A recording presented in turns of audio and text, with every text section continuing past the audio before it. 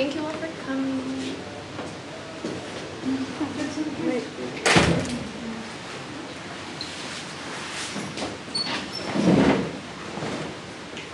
Thanks to everyone who came on Friday. I know we're usually like remote today, but we really appreciate it. Okay, so our group today will be presenting James Scott's The Art of Not Being Governed. I'm Caroline. Leah. Victoria. And thank you for coming, and hopefully our presentation is like helpful and informational, and we really tried to make this as collective and respectful as possible. So we're discussing chapter 1 of James Scott's book. It's in the modules week 3. So we just wanted to give a little bit of context as to what the art of being ungoverned is to the author. So here's some quotes. The very last 1% of human history, the social landscape consisted of elementary, self-governing kinship units that might occasionally cooperate in hunting, feasting, skirmishing, trading, and peacemaking. It did not contain anything one could call a state. In other words, living in the absence of state structures has been the standard human condition. Some subjects were no doubt attracted to the possibilities for trade, wealth, and status available at the court centers, while others, almost certainly the majority, were captives and slaves seized in warfare or purchased from slave raiders. The enormous ungoverned periphery surrounding these minute states also represented a challenge and a threat.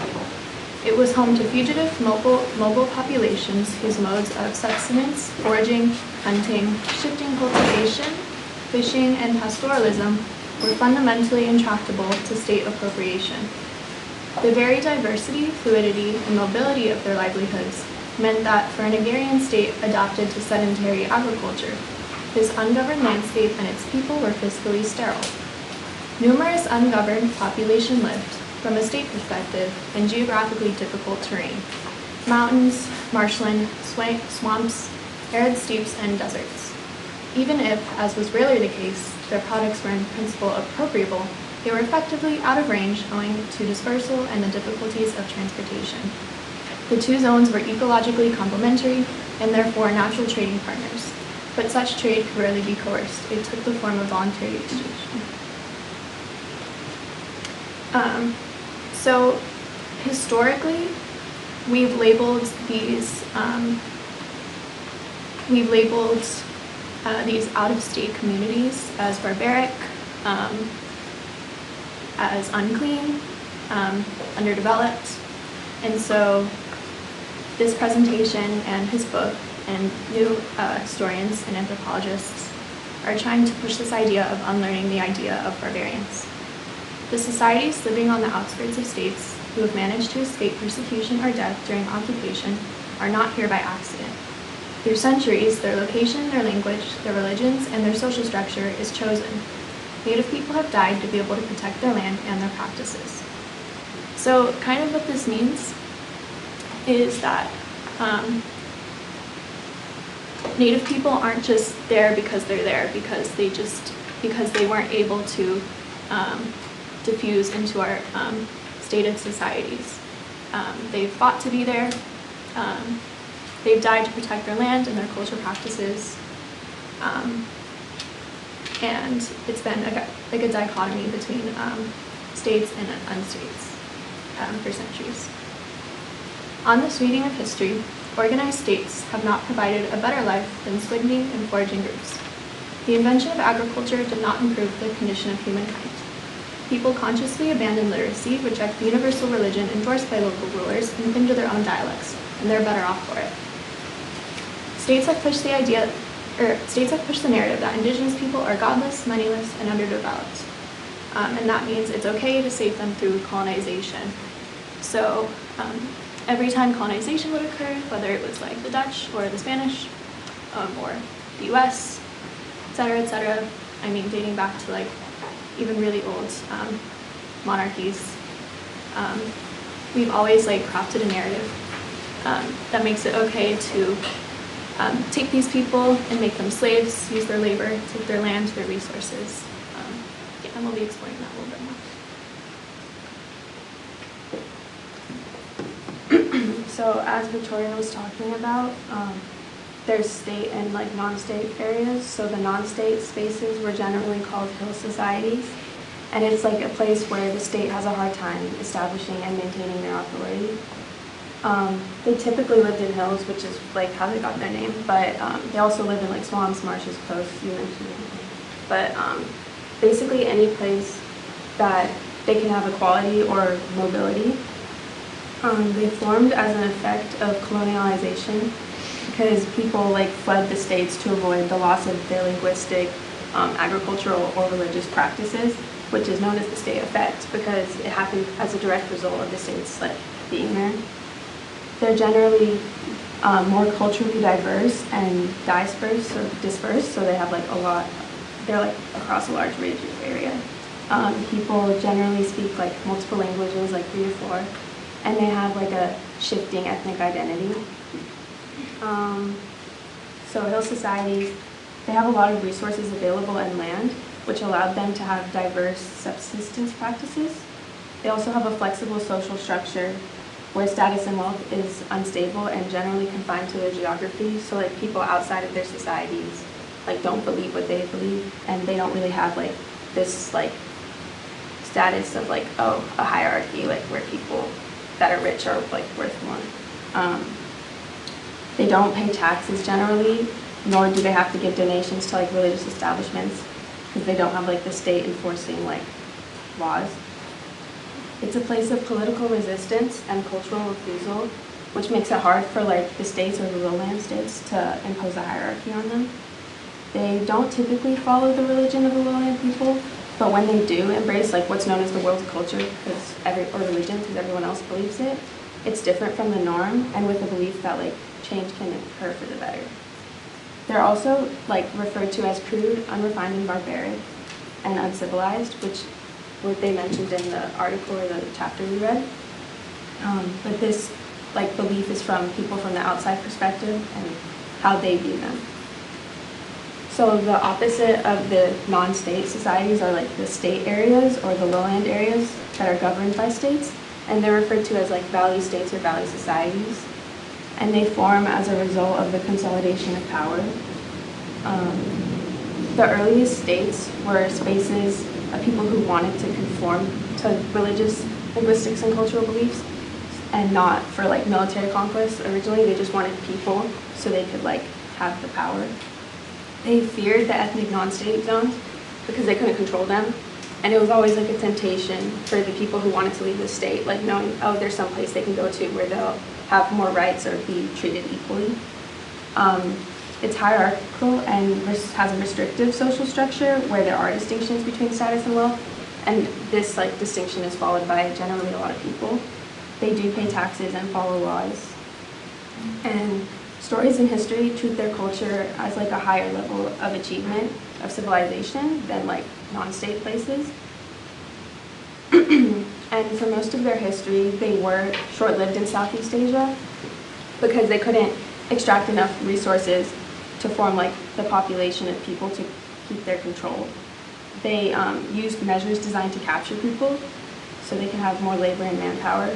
And manpower was key for their revenue, so they could hold like trade routes and keep their authority. So the symbolic reach of the state traveled far and wide as ideas that left a deep impression in the hills. So this quote shows that like states had power everywhere, even in the non-state societies, and their views like spread. So while there are like distinctions between the non-state and the state areas, they're also like interconnected, as they both like the non-state areas use like the valued trade routes and stuff to get their supplies, and like the state boundaries were always like they're connected, like the boundaries between the non-state and the state areas like are always touching. So.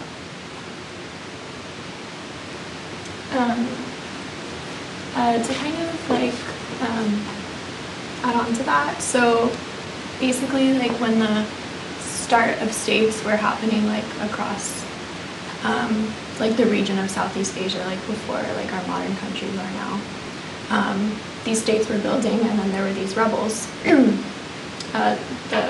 hill societies. And so as the states were trying to build themselves and extract resources and build their population and make slaves, there were these rebels who were trying to stay on their own and like have their communities and stay separate. But during like early trade and stuff, they were definitely there was some like working together, and there was bad. I mean, that they were trying to make slaves out of the indigenous people, but some of the trade was voluntary at first. But to kind of add on to Scott's discussion of the early history, we can talk about, I'm so sorry, I think the Siri turned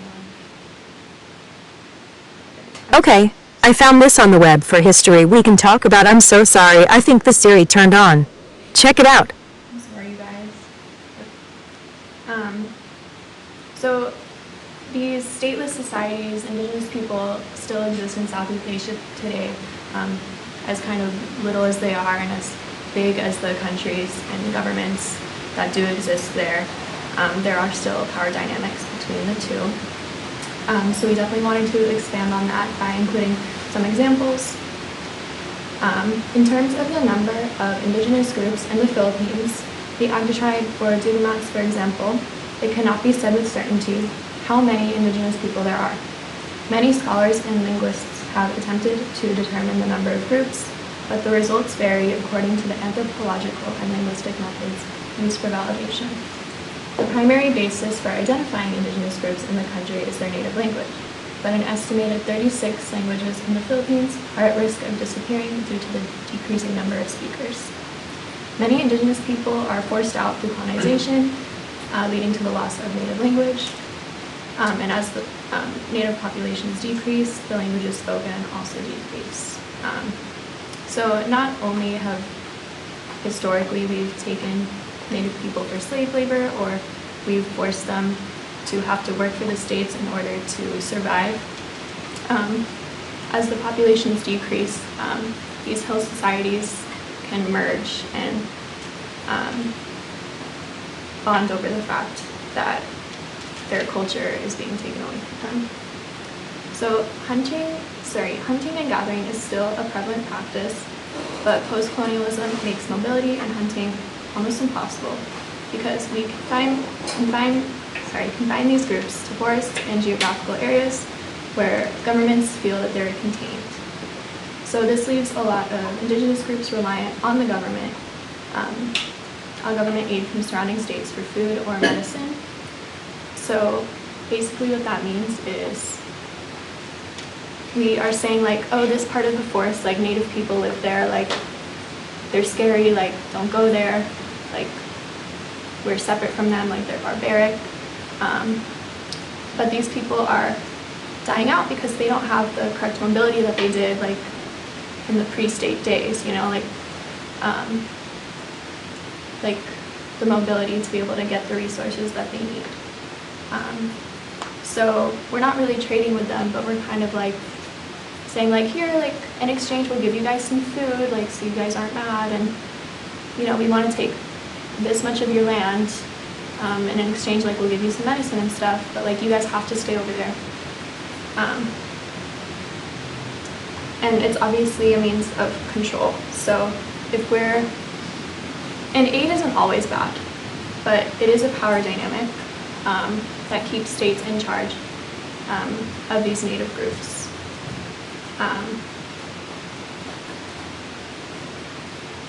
And it's also not really talked about in the book, but like the forests that we give them, we're ruining through like global climate change. So the lands that they have, you know, we've taken so much of it and we're keeping them there, and they're not able to get the resources that they need to survive. And then inadvertently we're like raising the temperature of the earth and like making so much trash and making the like soil not viable for like ecosystem growth, etc. And in a lot of countries, like for the Semang tribe in Malaysia, it's not really their land. Like the government is still saying that it's Malaysia's like government forest.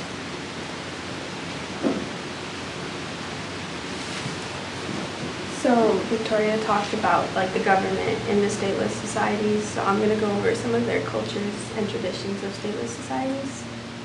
So there's the Aita people that are in the Philippines, like you mentioned, but basically they're going through a deculturation as they're forced to change the way they live and eat due to corporations moving on their land, which limits their hunting and forces them to trade labor instead of like what they might usually trade in like fish or meat. I thought an important distinction was that like they're going through deculturation instead of like what a lot of people think is like an acculturation, which acculturation is like when they're like learning or adapting to a new culture, versus deculturation is just then like a group or society loses their culture due to oppression or colonialization. Their appearance, they're darker than usual Filipinos, and so they're scorned in the eyes of like other Filipinos. They're also powerless and they have no claims to land or any legal rights. And a quote I found was that women are treated less than dogs to the outside world, showing that there's also the distinction between like gender to outside people, because Aita women are treated less or like considered less than Aita men. But like to their society, they're viewed as like equal. Another one of these societies is the Semang people. Until recently, they used to live in temporary camps that lasted about 1 day to 6 weeks, consisting of shelters that could house about 60 people. More recently, or like since the 1960s, the Department of Aboriginal Affairs tried to settle the Semang people by putting them in like Malay-style houses, which is that picture of the house, which is like wooden and raised on stilts, and they're typically built like that to like avoid flooding. They use a lot of forest materials like bamboo, wood, pandan, which is the plant, bark, and metal knives or axes. They also, like their marriage situations, they can usually choose their own spouses, and divorce isn't taboo. Like it happens, and it usually occurs in young couples that don't have children yet. Also, some of like their beliefs, after death, they believe that they can become superhuman, immortal beings and visit like their earth or their family members on earth.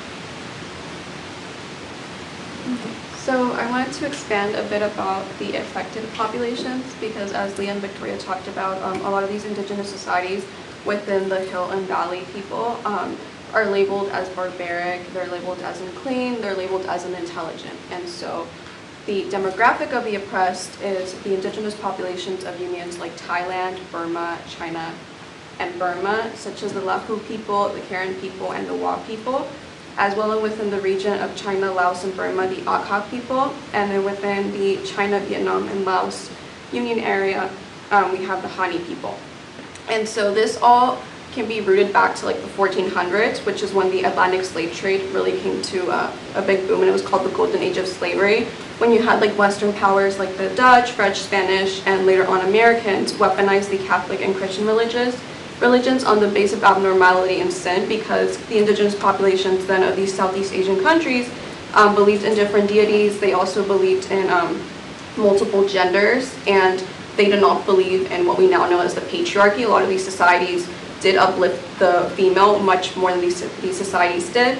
And so when they went into these Southeast Asian countries, you know, they viewed these people as abnormal, and they said that they were sinful for having multiple deities and believing, you know, otherwise. They also didn't conform to one specific language, they spoke multiple. So they utilized the Catholic and Christian religions to essentially slaughter these people and convert those who remained, and wiped out their cultural ancestry by labeling their religions as sinful and improper. And then in the 1950s to the 1960s, there was these like social mobilization campaigns within Vietnam that were labeled as uplifting the people, the indigenous populations who did not speak the typical Vietnamese language. And so the Vietnamese people of these indigenous populations were subjected to oppressive efforts labeled as mobilization campaigns. in which they were removing non-compliant Hill residents, and they were also telling these people that if they spoke Vietnamese, they would increase their livelihood, and they would also get more opportunities within the workforce, when in reality these people were just being coerced to speak one specific language, as many of them spoke multiple languages. And with language also came, specific religious beliefs about gender and said deities that these indigenous populations held that did not conform to those inflicted by Christianity and Roman Catholicism. And then the indigenous populations were known for their advanced agricultural and trading practices because they were native to this land, and you had a lot of these colonial powers that were from Europe. They didn't know how to get to the Hill region, they didn't know how the soil worked, they didn't know how the temperature worked. And so these indigenous populations were their primary target because they held knowledge that they didn't have, that these colonial powers had money, and they had the brute force to force these people to comply or remove them forcibly or murder them. So that was when these so-called trade practices started, and they started to employ the hill and valley people, and that was when their societies became extremely intertwined.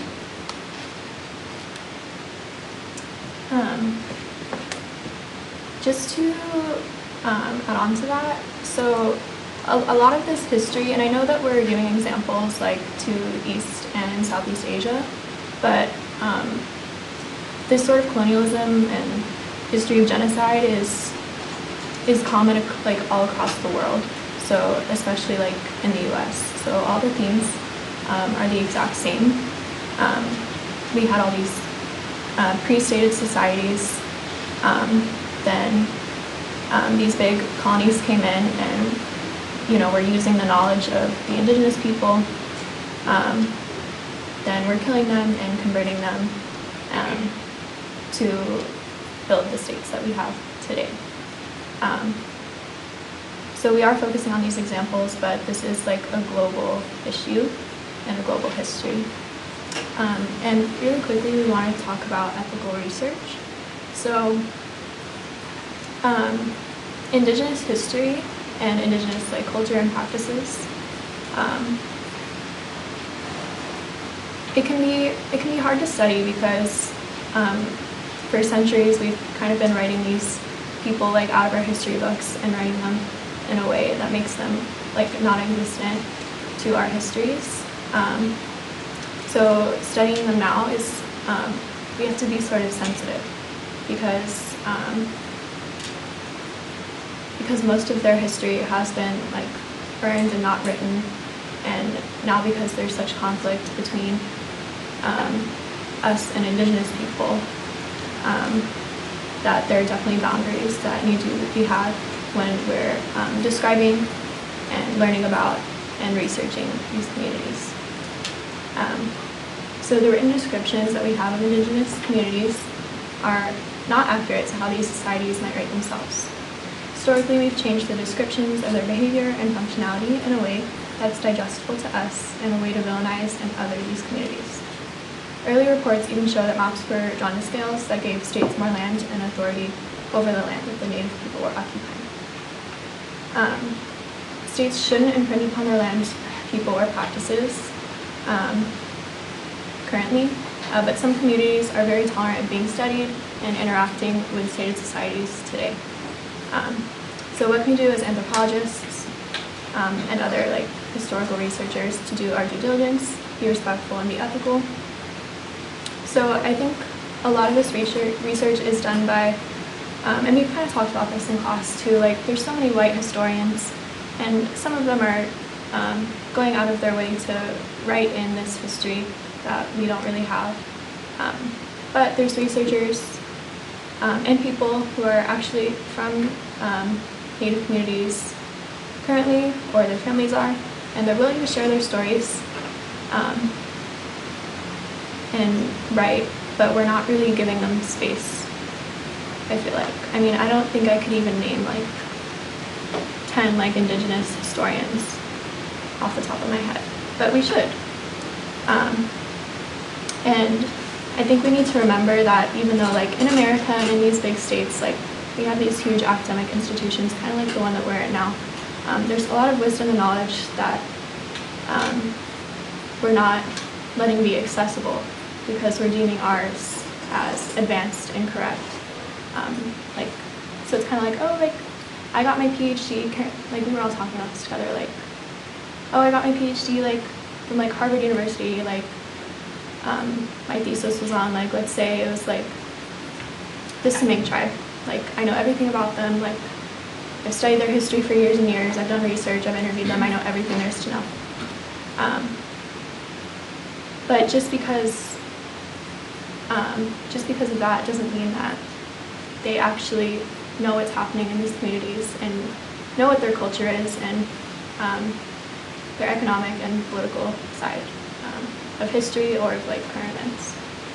And as students and researchers, we need to remember that we have placed such a high value on our schools, but we haven't even been able to give that privilege to everyone for even the last 100 years. And for centuries, we've only let white and wealthy people attend our schools and conduct research. And the biases and implications of this are still lasting and relevant today, which is why we always need to think critically about what we learn and be sure to be sensitive about the research that we're conducting when it comes to Native populations. So even our school is actually on Native land, and I think I feel like it's talked about, like a lot of professors, in my experience at least, have been like, oh, like, by the way, like, we're on Native land, and then we just kind of move on. And we never really talk about, like, the history and what we've done to the people who are living here. Just because, like, our school is here, and it's a great school, and we're giving access to education, it doesn't mean that it's right for us to be here. Yeah, so that's kind of the basis of the book and our presentation today. Just remembering that this history is very real, it's still happening. We've taken land and we've diminished these populations, their culture, and yeah, definitely needs to be talked about. And then I wanted to, based off of what Victoria touched about, us not acknowledging just the erasure of Indigenous people and research, I also want to talk about how we don't acknowledge how coercion and resistance labor go hand in hand, and how a lot of these people use the very oppressive powers used against them to actually create their own social mobility. So the roots of coercion began as capitalism infiltrated the political and social landscape within these Indigenous populations with Western ideals. So kind of touching back to what I said previously, you know, you had these colonial powers come in, they were like, you have all these great business ideas, and you had Indigenous people with knowledge, and some of them wanted to improve their social status and wanted to be able to provide more for their family. And a lot of them stayed within the regions and complied because they wanted to keep their families safe and they did not want to be displaced. And so the presence of cultural distinctiveness among Indigenous populations natives to these areas that were being extrapolated for the resources made compliance not an easy feat, because you had families who did learn the languages and you had families who did help these corporations, you know, get to know these lands better and extract resources, but you also had families who didn't want their Indigenous culture to be erased and did not want their children to just speak one sole language. They wanted to make sure that their cultures previous to colonization stayed intact. And so that was a form of resistance in itself emerging, and it wasn't as explosive yet. And so in response to this, you know, colonial powers retaliated by, quote unquote, recommending languages to these people to adopt. So a quote from the book was, this meant in Thailand encouraging, say, the Lahu to become Thai-speaking and literate within the so-called like appropriate language. And you had Buddhist subjects of the monarchy enforcing this. And then in Burma, it meant encouraging the Karen people to become Burmese-speaking and Buddhist loyal to the military junta. So not only were they encouraging these people to speak one uniform language, but they were also telling them to do certain acts that were feeding into the military-industrial complex, even as early as like the 16th or 17th century.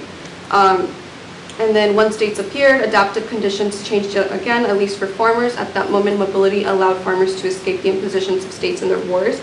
I call this tertiary dispersion. The other two revolutions, agriculture and complex society, were secure, but the state's domination of its peasantry was not, and so we find a strategy of collecting people and establishing villages.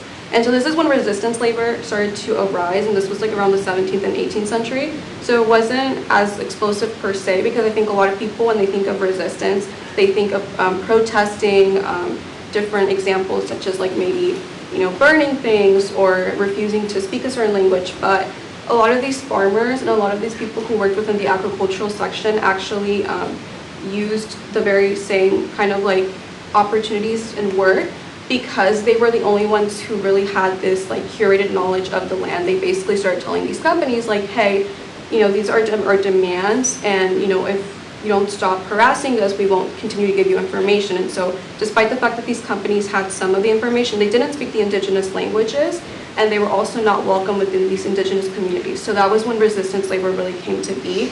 A lot of these farmers and family members started to see that they held the power within their own culture that they hadn't allowed to be diminished and erased by the encouragement of one language and one religion.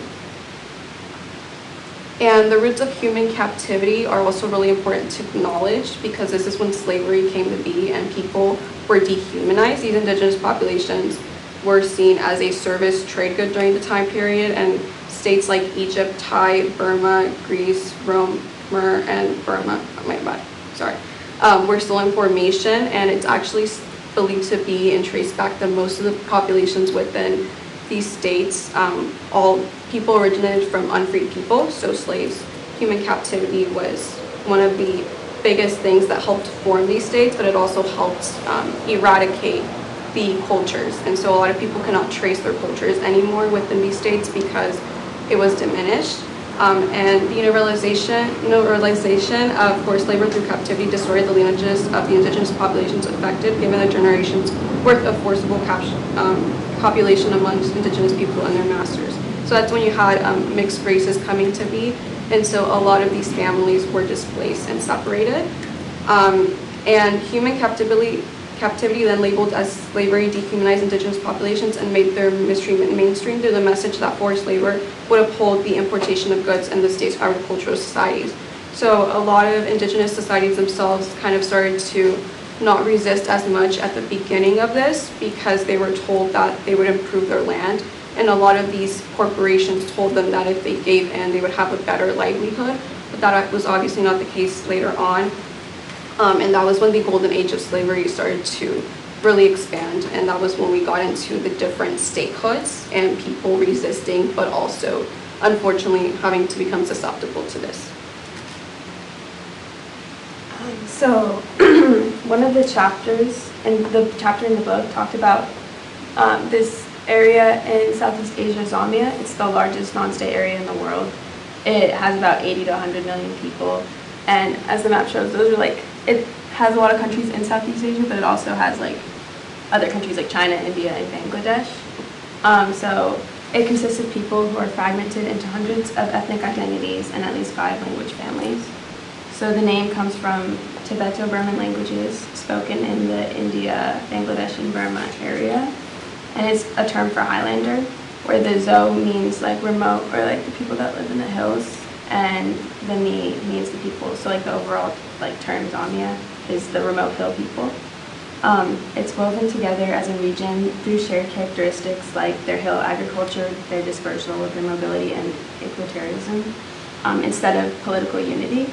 It's a region of resistance to the valley states due to its like isolation geographically and the cultural diversity, which makes it hard for assimilation and allows for them to evade state control. It's also a region of refuge, as people go there to evade the challenges posed by the state projects in the valley.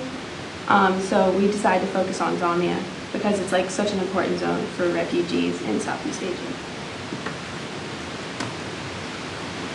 To kind of like recap the presentation, so the relationship between host societies and valley states has a long and deep-rooted history in the struggle for power.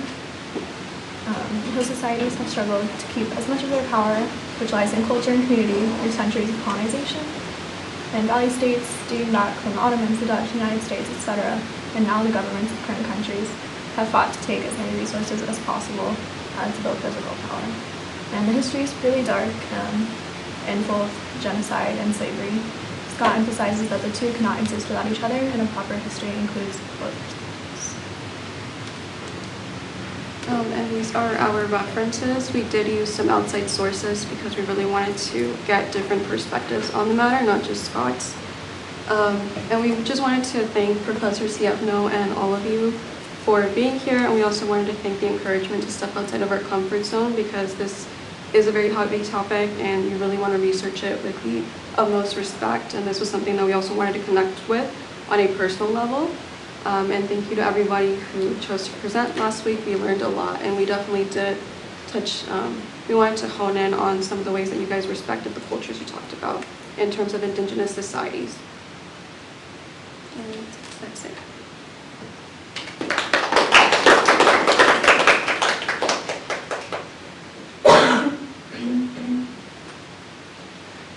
Also, I know that this is sort of a discussion Q&A. Feel free to just add notes. It doesn't have to be a question. If you just want to speak your mind, maybe you have a point to add or something. Maybe from your own research, you're oh, I have this extra piece of information I think is relevant, or if you just want to say something, it doesn't have to be a question, but yeah, we're open to questions as well.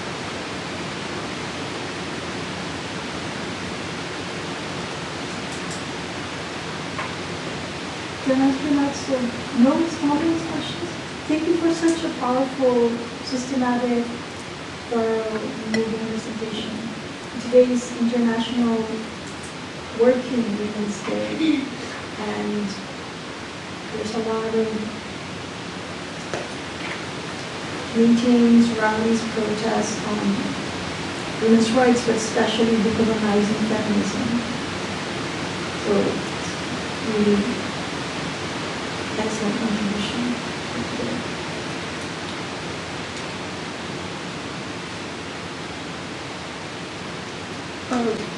Sorry. I really appreciate you guys touching the ethics of research, because that's something that I'm really passionate about too. I guess this is kind of an open-ended question of when you say we need to be respectful and ethical, what do you guys envision that to mean? Is that specific actions? Is that a change in perspective? What exactly does it mean to be more ethical? Throughout our research, we were definitely, kind of going through some papers, about the topics, filtering to see, what would be relevant and whatnot. And a lot of these, historical and anthropological research papers, they have, a method section, for example. And it's here's how we got this information in the first place. Primary resource, we did interviews with, the Native people, things that they actually wrote, their artifacts, etc.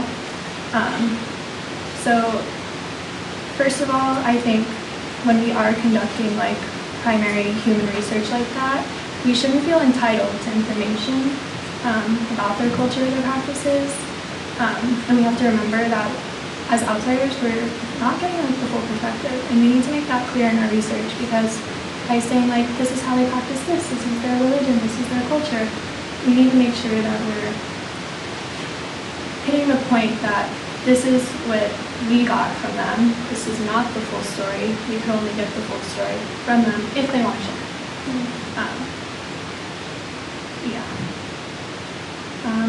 Other ethical ways. Yeah, just as well as in background for Native people, just being sure to include how their culture and their history might have been warped through colonization.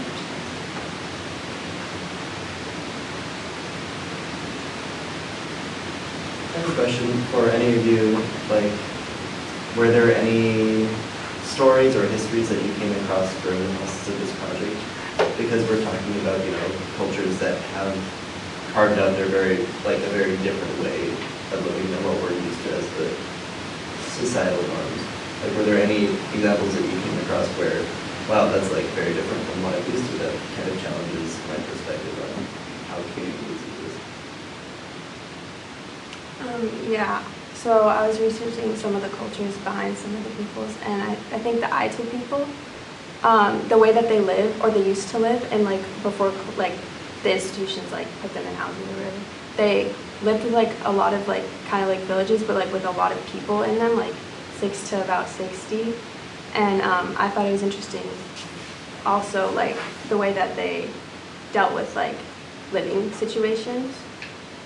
where like they didn't always just live with their families, like they also lived with like their like friends or like other people.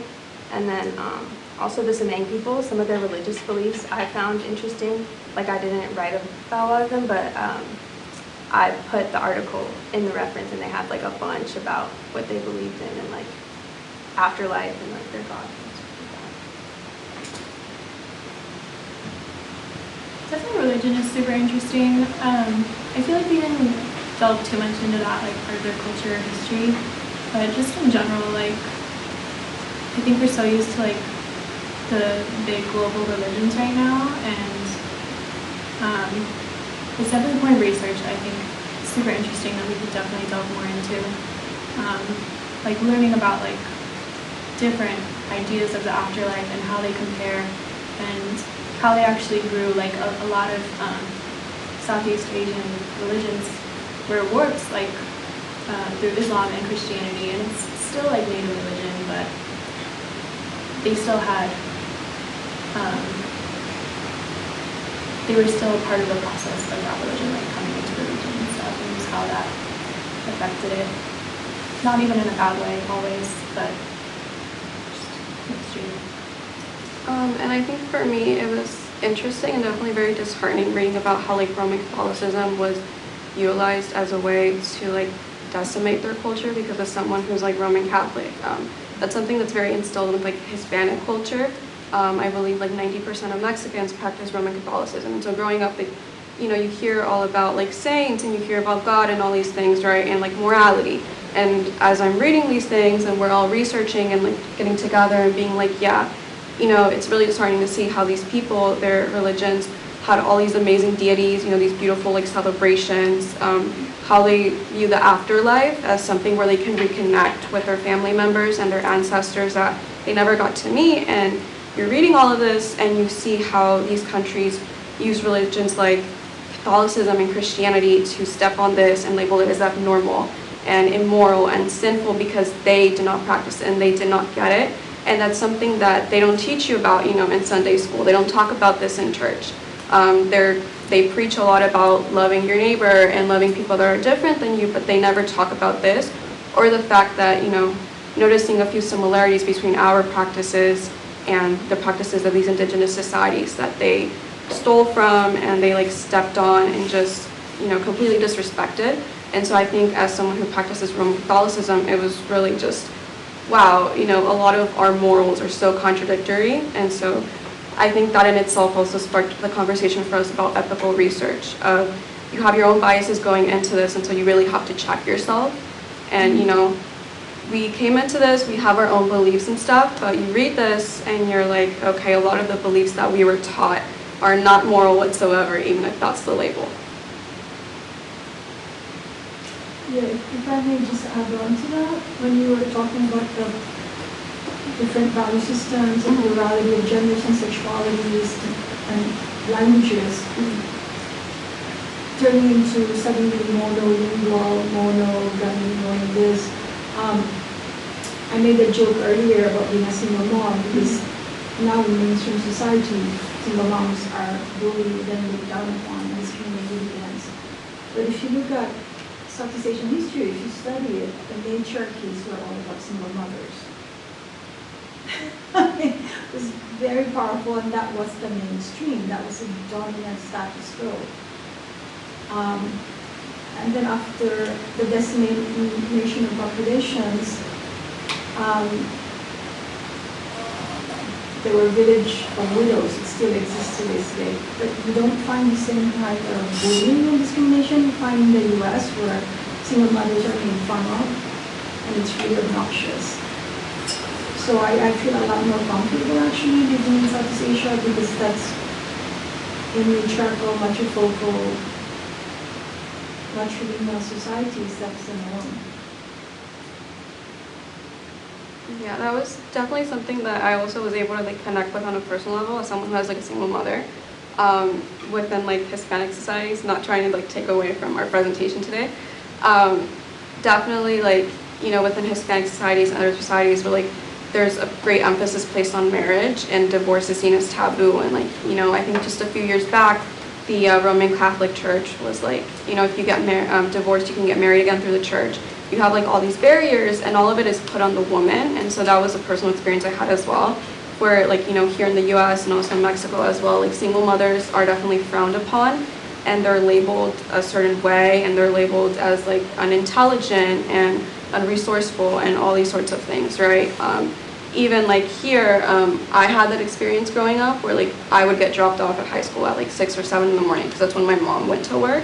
And definitely, you know, you see the judgment from like teachers and stuff because, you know, these people live in like 2-parent households, and so to them that dynamic isn't like proper.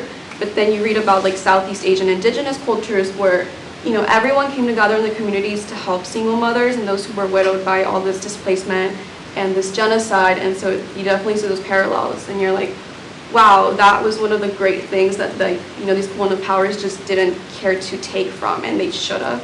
And so, you know, based on like what you're saying, that was definitely one of my aha moments, was you're able to really read that and grasp it and say like, yeah, I've been through that, and it's so sad to see that we never got to adopt that from these indigenous societies, but we did steal our resources, so. It's also in African American communities. That's what Nancy Tanner talked about in the article I gave you the first week. And that has been erased because of dominant white culture, right? If you watch The Color Purple, that's what it's all about. How these strong single mother women survive in spite of all the violence and brutality from white supremacy and colonialism and slavery.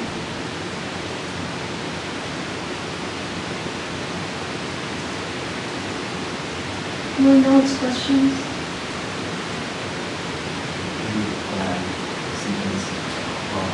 Not wanting to take away from the session. Yeah, it was really nice. Like, I guess a note, but also like a comment and then a question to mine. Yeah, it was really nice to have, you know, from a person who is coming from a refugee background and coming specifically from the Klan ethnicity in Burma. It's been really weird. Like see, you know, like an anthropological work has been done on different people and, you know, other than Southeast Asians. It feels like, for me at least, I don't come across this like often, and it's very rare. And then also when you guys have showed about like ethical research, yeah, like when I see, you know, it's nice that like there's anthropological work on different people, but then it's oftentimes not by different people. And, you know, the author themselves aren't correct, but I think, yeah, hopefully maybe in the future. But I guess what I wanted to ask, well, yeah, so another comment was, yeah, like how there was a part where like languages in certain regions were dominated, and specifically for queer people, like we were supposed to, well, like not supposed to, but we were forced to like learn this language, and so you know, we were taught like speaking another language besides the English language, you know, persecuted, killed, and so for me, like I see it in the elders, senior citizens, all of them know Burmese because, you know, they live through that generation, and yeah, and then there was a part where you Caroline was sharing about how like a lot of us were like connected, how, you know, it was really cool to they shared we need to check our mirrors, and how like, you know, it's, like yeah, you come somewhere, like into a society and try to dominate people, and you know, really like you know, destroy some culture, but then, you know, how can we as a people like really advance together instead of like putting down one another. You know, that's what has been happening during history, when there's only the intellect part of your body's use, not your morals, not your heart, not your spiritual qualities of love and care for others. But then it's only one-sided too, like spirituality, and you know, you just want to dominate and have people be forced into it. So I think it's like, you know, both.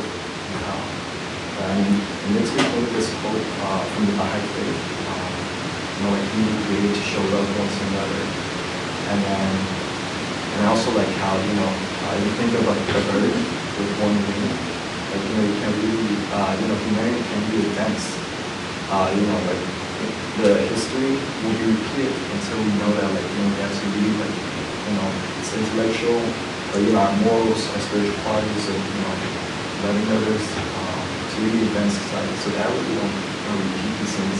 That is still ongoing. Sadly, as I'm speaking, the current people are still being, killed, just like, what's happening in Palestine.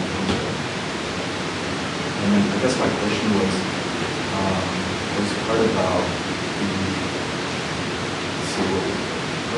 about states and how does, I guess, like a foreign place come into a land and draw these mappings, like how is that even possible? Or what was to share from your knowledge in the book? First of all, thank you for sharing that. That was really moving and thoughtful and a great personal experience to share, and I think it's really relevant to what we talked about today. I would say that when the early map making was happening, it was for the people who were colonizing.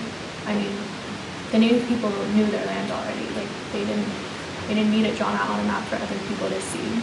It was their land.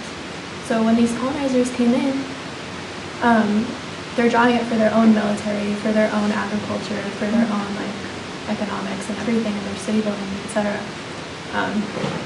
And they're drawing it in a way that erases these outer groups, and in a way that's maybe native people live here, but we can use that for our agriculture. We can use that to build on. We can extract resources. It doesn't matter. So yeah, it was really just for them.